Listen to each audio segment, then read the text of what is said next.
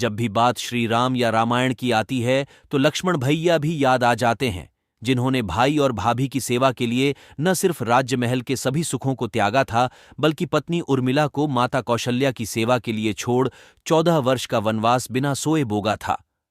आज हम आपको ज्योतिष एक्सपर्ट डॉक्टर राधाकांत वत्स द्वारा दी जानकारी के आधार पर लक्ष्मण जी के विवाह से जुड़े कुछ रोचक तथ्य बताने जा रहे हैं।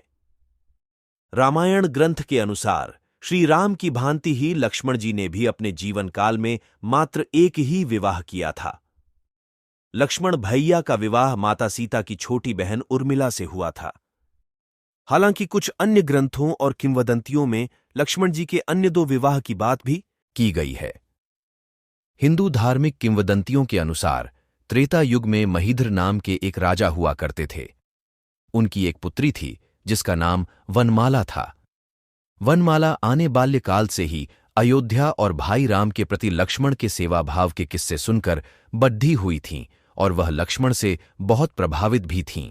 यही कारण था कि वनमाला के मन में लक्ष्मण से विवाह की प्रबल इच्छा थी।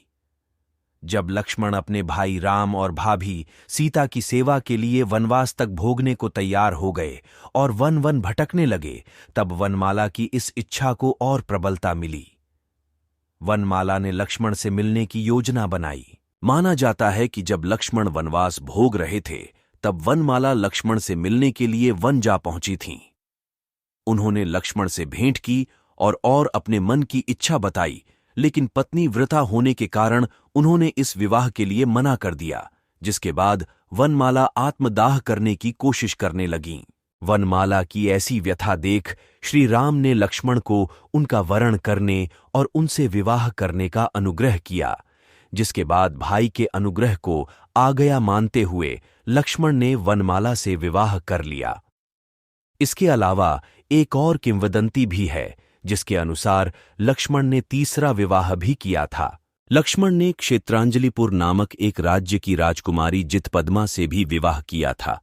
यह विवाह भी वनवास के समय ही हुआ था। हालांकि वाल्मीकि रामायण या रामचरितमानस में लक्ष्मण भैया के एक ही विवाह के बारे में जानकारी मिलती है। अन्य विवाह के बारे में कोई भी बात वर्णित नहीं है। तो ये थी लक्ष्मण की तीनों पत्नियों के बारे में रोचक जानकारी। अगर हमारी स्टोरी से जुड़े आपके कुछ सवाल हैं तो वो आप हमें नीचे दिए कमेंट बॉक्स में बताएं। हम आप तक सही जानकारी पहुंचाने का प्रयास करते रहेंगे। अगर आपको ये वीडियो अच्छी लगी है तो इसे शेयर जरूर करें